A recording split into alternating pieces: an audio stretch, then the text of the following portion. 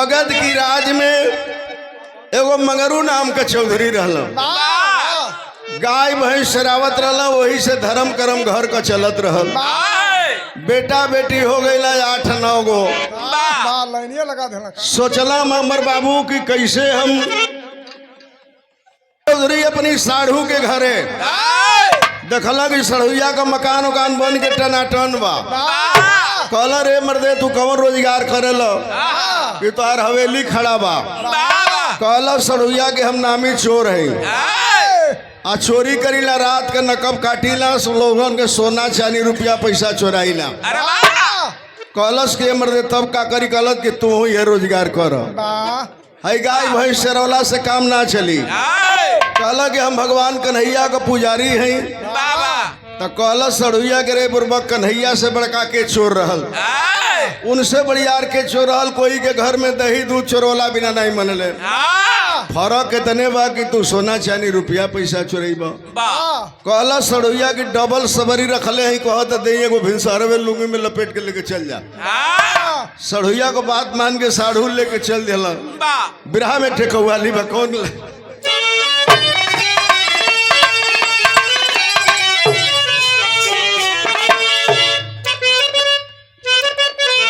बस संगीत करा। अरे अगर दिल से टकराता रहेगा,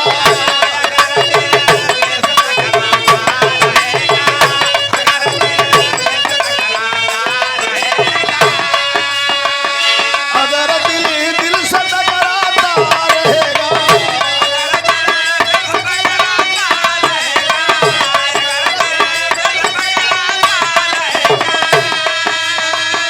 मजा ले ना मजा आता रहेगा।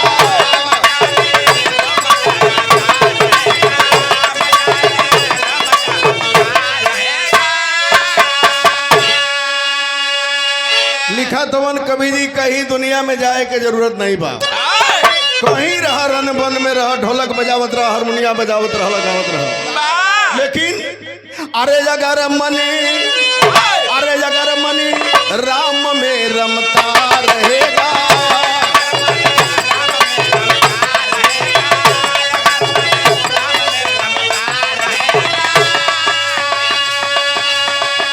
अगर मन राम में रमता रहेगा,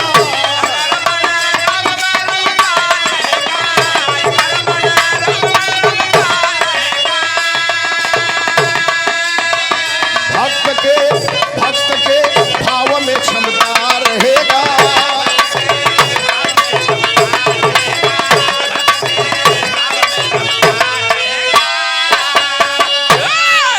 अइला मंगरू चौधरी घरे जितना गाय भैंस रहली सब हाथ के ननेउरा कहल।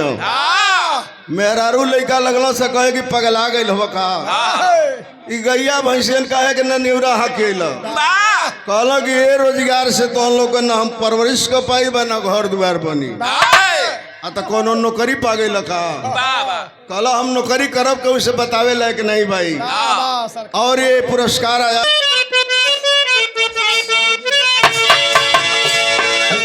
मंगरू मस्त हुआ मगध के नगरिया में,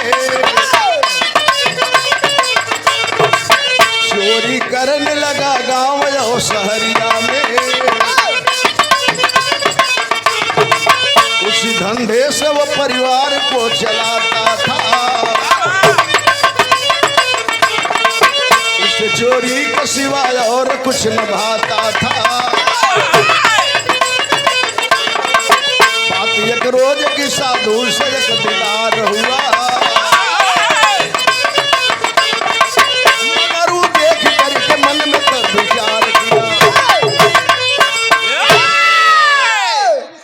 गाय भैंस हटा दिया, रात के सवरी उठौला गईला चोरी करे। एक केहू के घर में नकब कटला, सोना चांदी कुछ पौला ज्ञानचंद भाई ले गईला, सोनारे के दुकानी पर बेच दिला। घर में चाउर दाल अचार प्याज लहसुन मरीचा गाज दिला।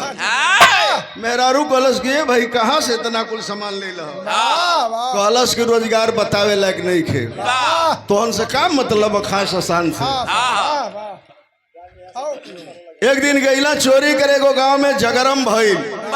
गांव वाला बरसा लाठी भाला लेके लगला चहेटे। भागत भागत गईला एगो जंगल में एगो पेड़ पर चढ़ गईला ऊपर। गांव वाला लगला टारच मार के खोजे केनी गईल केनी गईल केनी गईल। वही पर बैठल हम मगर वही दाढ़ी पर कहला सरवा कोनो ऊपर टारच मार दिहल तो चढ़ के को बरछा मरी तो भक्त दे प्राण फेंक दे। खैर गांव वाला खोज के चल गए। सवेर भइल डाढ़ पर से उतरल जात रहल नदी किनारे तो एगो महात्मा जी 5 किलो को पितरहा लोटा लेके नहा धो के आवत रहल। देखल मंगरू चौधरी कहल आवा बढ़िया। जब महात्मा जी अला करीबे कहल बाबा सावधान खड़ा हो जा। कहल के भाई कैसन आदमी है न पाव लगता न प्रणाम करता कहता कि सावधान खड़ा हो जा। कहला ए बेटा हमसे कौन तो हर काम बा। कहलस की रत का बहनी खराब हो गई बा तने एगो काम कर दो हमार। का कहलस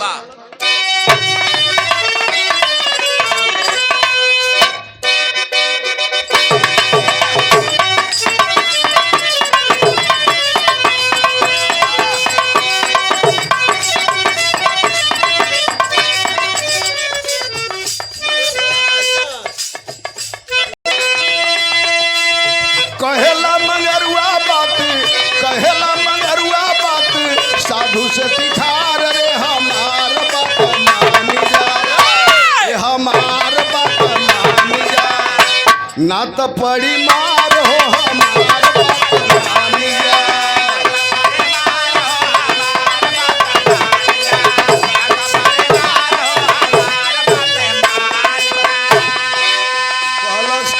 ये बाबा सुनो नामी चोर है रथ का हमार बहनी भइल नहीं दे दयापन लोटा ना तो होई मारा मारी।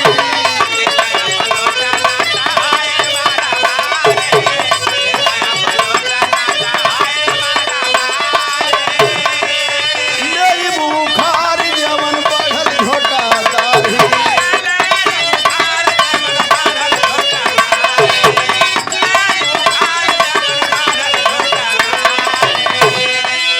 सुनकर के साधु बोले सुनिला दुलार रे हमार बात मान जा। कलश कही लोटवा दे दो आना तो जितना घूम के टिकर खैले बड़ा आई सबरिया पेश दे लदवा में भोंक दे फेंक देव। कहला के बेटा हमार लोटवा यही से स्नान ध्यान करीला पूजा पाठ का करबो लोटा लेके। कहलस कि हम चाहते हैं कि लोटवा बेच दे तो 10-20 रुपया मिल जाई। रथ का कुछ भइल नहीं के गांव में गईली चोरी करे जगरम हो गई। गांव वाला चहेट लिहला। कहला कि काहे चोरी करत हुआ। कहला मगरू के हम चोरी करत है ऐसे ही चाहते हैं कि इलाका में सबसे बड़का धनवान हो जाए। कहला महात्मा जी के अगर धनवान बनल चाहत तब बिरहा के शैली में का कहला महात्मा जी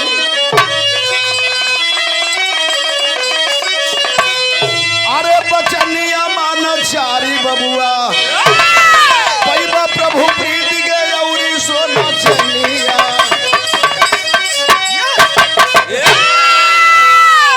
कहला महात्मा जी की 4 गो हमार बात ले लेबो तो इलाका का सबसे बड़का धनवान हो जाइबो। तब बोला 4 गो बात लेबो कि हमार लोटवा लेबो। सोचे लगलू कि भाई 4 गो बात दे दी हम तो इलाका का सबसे धनवान हो जाइबो। लोटवा बेचब तो 10-20 रुपया को बात बा। ये भोला भारती के दे दो बाकी चोरी करे के मना मत करी। कहला महात्मा जी के नाम मना करब 4 बात सुना हमार। तो कहला कि कबहू झूठ के मती बोली है। अरे कबहू झूठ के मती बोली अब के तनो विपद पड़े बरिया। अरे बेकर नीमक खई है बेटा अब ओकर शरीयत दी है। अरे केहू के तन नंगा जो देखिया अब वो पर दीहा परदा। अरे हो तरही सत्संग कहीं अरे हो तरही सत्संग कहीं तनी हो समय भी कहिया।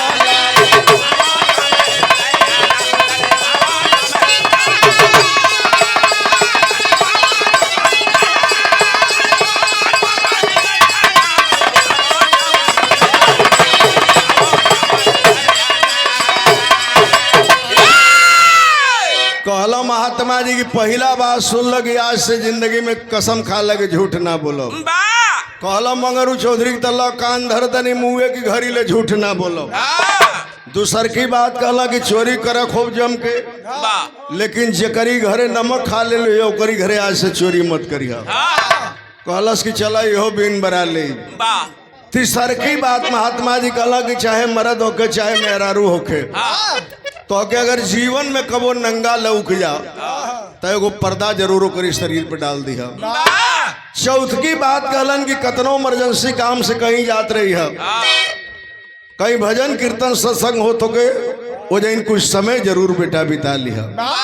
कहलस की चारों बात का परीक्षा कह ले, लेकिन कहाँ रहेला अस्थाई। महात्मा जी कहला वह हमार कुटी लौकतिया। कहलस कि ठीक बा, हम चारों बात का परीक्षा क के आई आ ना इलाका का धनवान भैली ते दुनिया से तो के उठा दे। कहला महात्मा जी की गला छोड़ो, मन में कहला कि गला छोड़ो पहले जाता। ये बाबू करी का बेला भइल गईला मंगरू चोरी करे, जेकरा पिछवारे घर की बैठे सबरी लेके नकब काटे खाती, तौले साधु वाली बात ओकर होश पड़ जा। तो कहे कि ओहो तो गुलाब के ससुर की कामे में आई नहीं खैले रहले भाई, नमक खैले बने जे ना चोरी करे। चार गांव घूमल ऐसन कौनो घर ना मिलल जौना घर को नमक न खैले रहे। रात के 12 बजे लगल मंगरू कहला कि अच्छा रहा अपने यहाँ के राजा के यहाँ कबो भोजन में नहीं खी गई, तो काहे न चल के ज्ञानचंद भाई राजे के यहाँ चोरी कर दे। पहुंचल राजा के हवेली के पास, पिछवारे गई आ सेवरी से उनका दीवाल खूब बड़का मुक्का कटल, काट के भीतर हेल गई। चदरा बिछा के सोना चांदी रुपया सरफी सब एक मोटरी बांध लिया। वही घर में बल्ब जरत रहल, 4 गो ट्रे में मिठाई रखल रहल। कहला मंगरू के राजा के घरे बनारसी मिठाई है, रहे कहे गो हबका ले चल के कुण कहीं पानी पी ले। 3 प्लेट में से कहे गो उठा के खैला। चौथका में जब हच दे खैला, गच दे भीतर गई तो मिठाई ना रहल, उ पापड़ बना के धैल रहल। कहला मंगरू के गईल भैंस पानी में। इतना राजा के घर में हम नमक खा लेनी, कैसे राजा का चोरी करी। बाहरा निकल गया वो स्वाभिमानी चोर। कलश के भाई चल जाई तो इतना बड़ मुक्का कटले है, दूसरावा चोर आई हेली अल्लाह दे राजा का दौलत लेके चल जाई।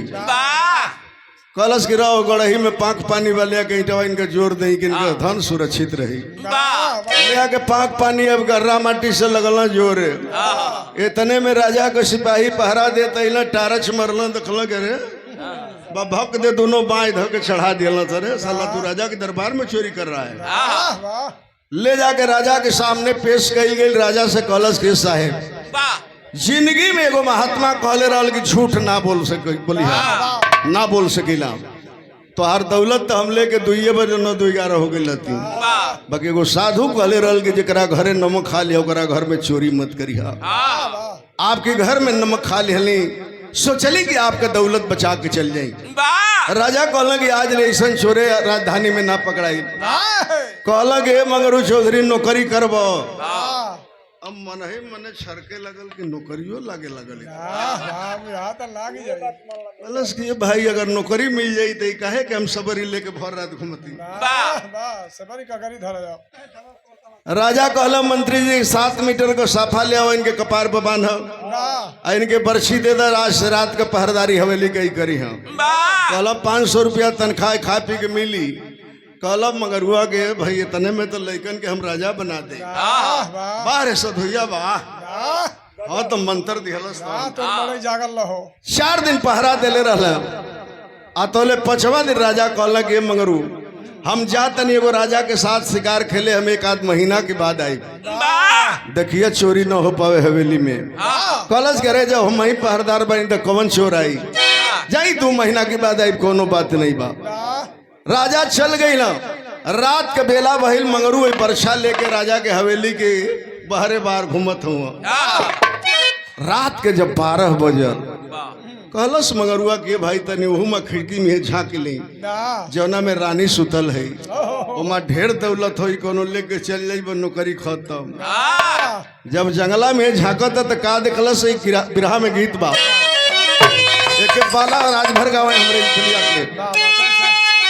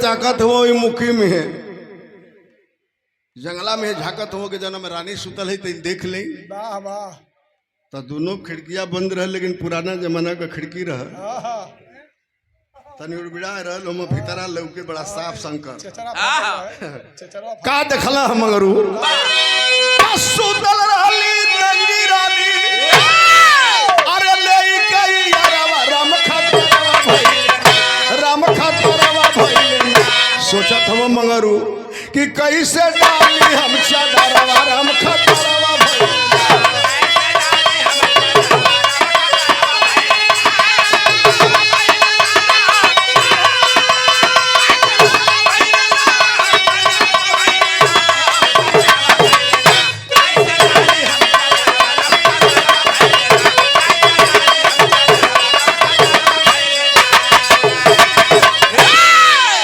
मंगरू देखला कि रानी कोनो मर्दे के साथे नंगा सुतल है सधुइया वाली बात ओकर होश पर गई कहले रहल सधुइया की जिंदगी में कोई मर्द होके चाहे मेहरारू होके नंगा देखिया ऊपर एगो पर्दा जरूर डाल दिया कलश के अगर केवाड़ी खुलल हो तब तक किस्मत साथ दे दे आज वो भोला बंद हो भीतर से तब का करो गई जाके तब बोलस भिड़कावल केवाड़ी रहल खोल गई जौन 7 मीटर का मंगरू सफवा पोले रहला उहे रानी के मंत्री जी सुतल लेके उड़ा के अपन चले बहारा 3 बजे भोर में रानी के नींद टूटल आज वो चदरा अपनी शरीर पर दखली कहली मंत्री जी के जगा के जल्दी तनी जागा हाई तनी तमाशा देखा ये केकर चदरा हमने के शरीर पर जब मंत्री जी देखल तो कहल ई गमछा कहल रे दादा हो दादा ई तो मंगरुआ को चदरा कहला रानी से हाथ जोड़ के कि हमके भागे दई राजपाट छोड़ के भागब हम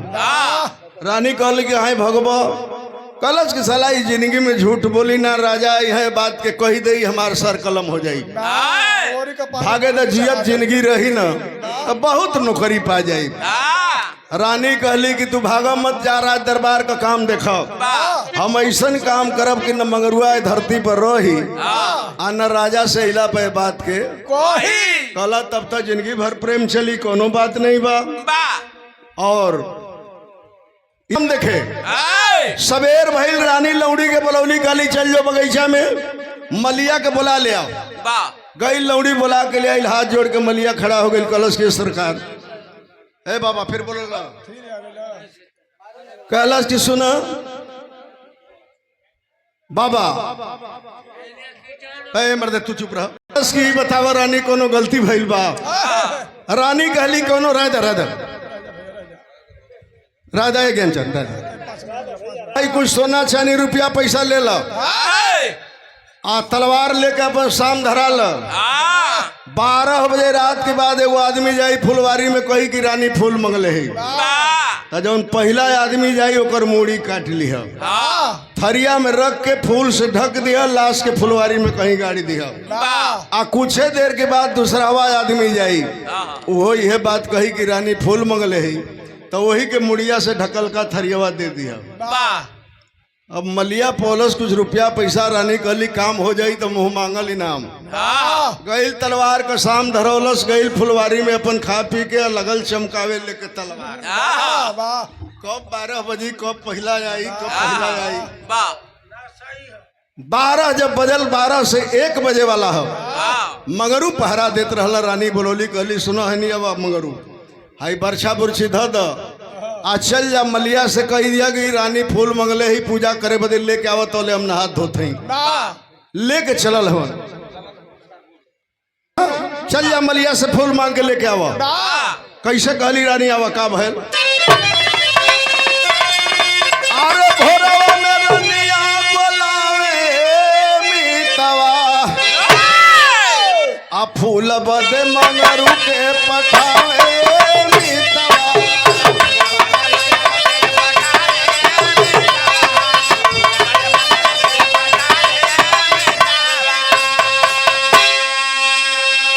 मगरू सोचला कि भाई ना जाए तो पहली रानी का हुकुम हम नौकरिए चल जाई और ये गुलाब चंद भारती हमारे अजीज चलना है।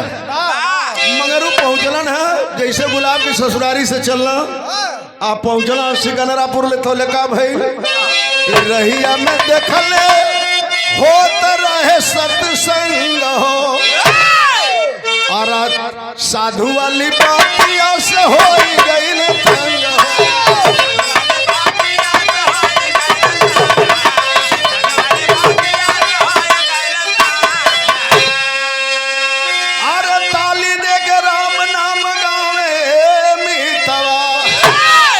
भोरवा में रनिया पठावे हो मीतवा जात रहला फूल लेवे तो ले देखला कि सत्संग होत बा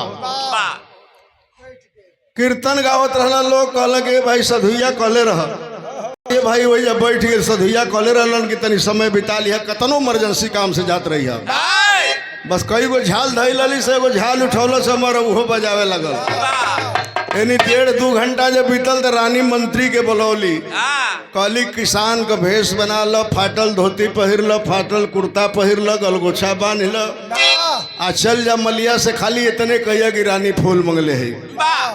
अब भेष बनौला मंत्री जी अब भेष बना के मलिया के पास पहुंचला 1:30-2 बजे रात के कलश करे भैया देर से खोजे तनियावा नेहुरा ही मड़ैया में धैले ही फूलवा लेके जा आगे आगे चला। आज अब नेहुरला तो का खैला सु गुलाब भाई कि मंत्री जी गईले अरे तोले माली के समनवा काट लिया मालिया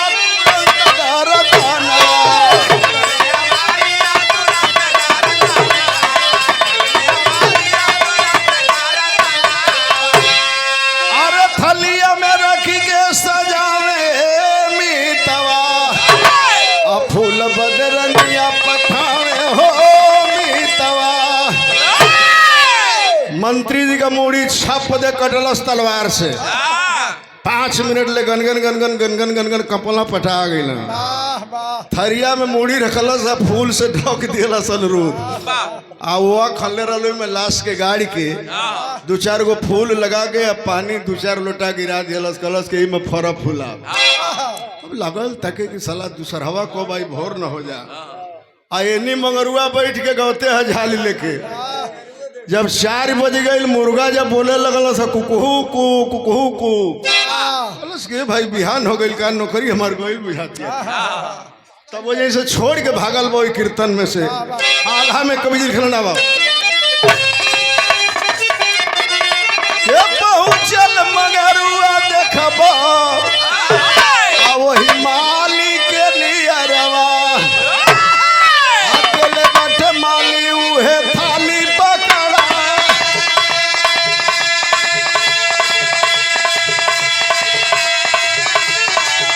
अब ले करके गईले मगरू रानी के सभाना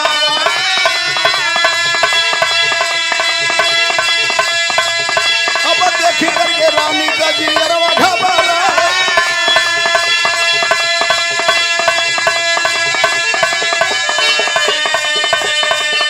4:30 बज गई लेके थरिया हाजिर हो गई मगरुआ कलश के सरकार तन लेट हो गई एगो साधु कहले रहा कि कहीं जात रही इमरजेंसी काम से भजन कीर्तन होती तो रुक दिया तनी रुक गई गलती हो गई बा तनी पूजा चढ़ाई तनी अपन रानी कहली कि 1:30 बजे रात को गई बतैता ये थरिया लेके आवता कहली कि फूल हटाओ तो जब मगरुआ फूल हटौल देखलस मंत्री जी को मुड़ी कलश करी ई कौन पूजा करी ले दादा कोनी भगवती के रानी भैया हल्ला करते दौड़ो सिपाही दौड़ो सिपाही दौड़ो सिपाही सगरी सिपाही दौड़ के लगल पकड़ लो इसे हाई मंत्री जी का मुड़ी काट के लेके भागत रहा फरार होत रहा हमारे नजर पड़ गई इसे पकड़ो सिपाही अला का कहना लगल मारे पकड़ के हाँ तो सिपाही की सरब हमने को 20 बरिस से सिपाही बनी जा तू 3 ही दिन से त्रिलोकिया झोली में आगे धके घूमे लगल मंत्री बने चल रहा 5 गो सिपाही इतना उरे मारा सा गुलाब भाइयों के बड़ी उरे मारा सा कैला सका अब तुरंत सिपाही इनके रानी बोला बाबा अरे हली जे हलिया में बंद करावा अरे कुछ दिन बाद ये बजाई ले बजना अब रानी भेली राजा से लहरावा लगा अरे मंगरू बोला ये राजा के सभाना अब साफ साफ बतिया कभी हमें बता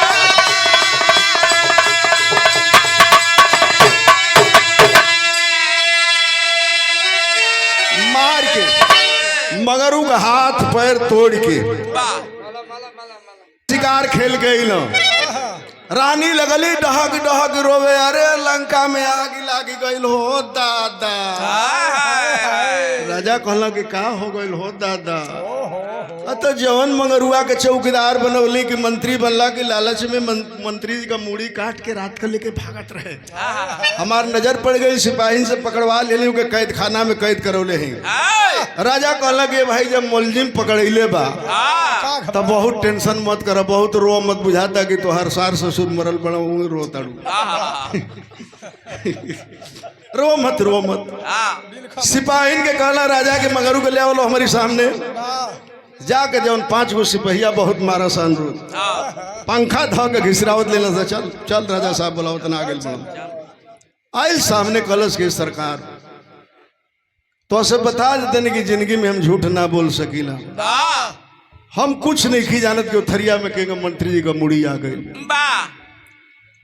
राजा कहला कि शाम को पूछेंगे ले जाओ इसको बंद करो अभी बहुत दूर से हम आए हैं ले जाके फिर बंद कर दिया सब वही में गोहरावे लगल मगरू कहला कि अगर जेल से जमानत हो गई तो चारों बात के सधिया कहले कि परीक्षा करबो तो बड़का धनवान हो जीबो जेल से जमानत हो गई तो महात्मा के तो सीधे चल के बर्छी से मार दी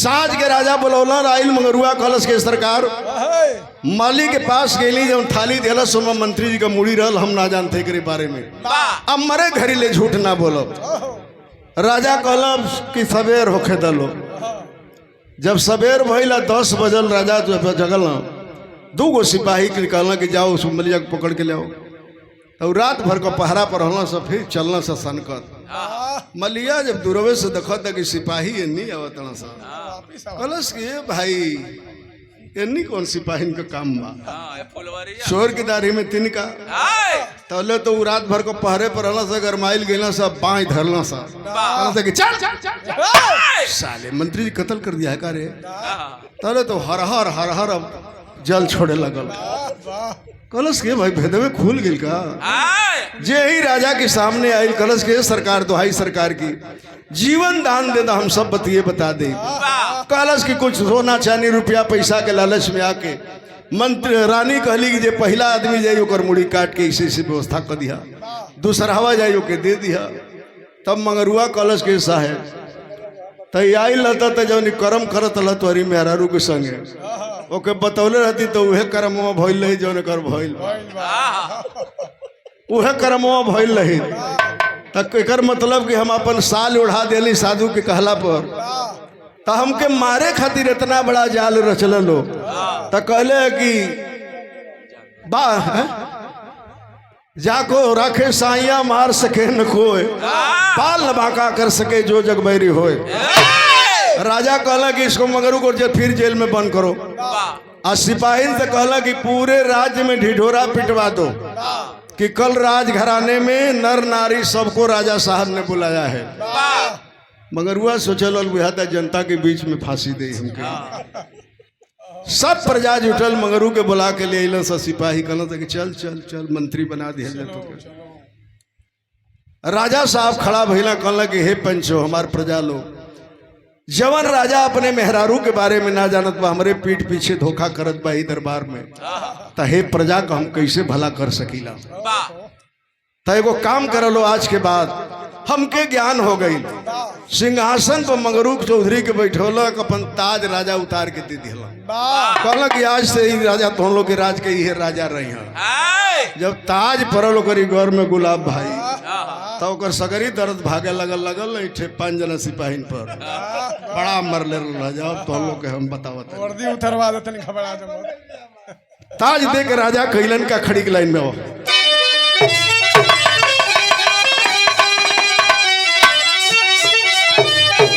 अरे भइली राजा के गलनिया सोचल मनवा, अतजी के राजा राजा धनिया के गइले बनावा।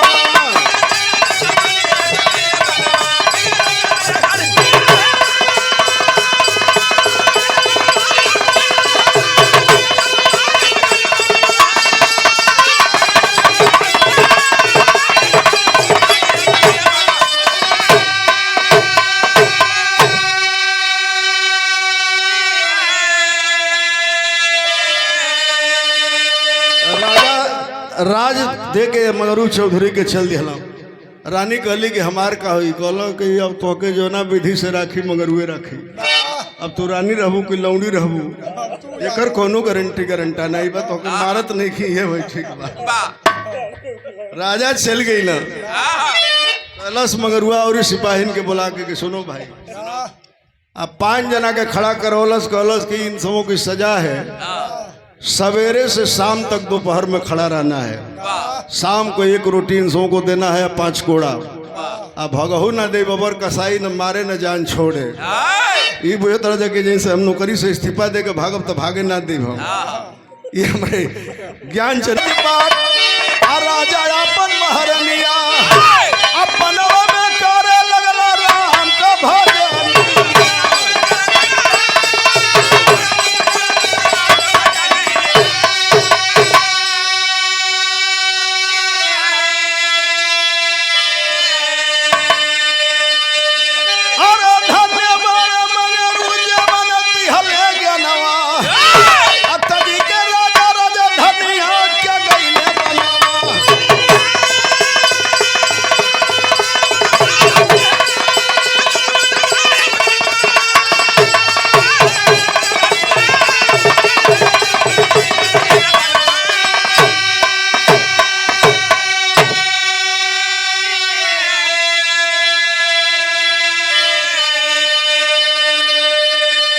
घायल सिपाहीन के लेके कहला सिपाही लोन के जाओ मेरे पूरे परिवार को ले आओ, डोली में बैठा के ले आओ हमारे बाल बच्चों को।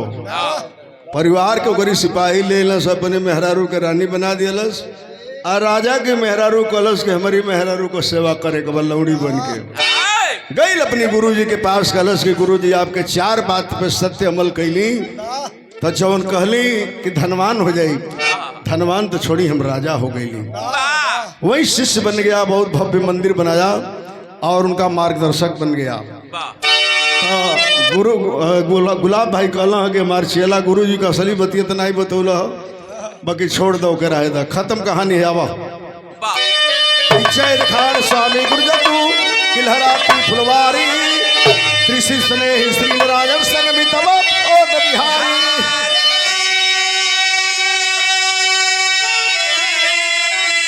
अरे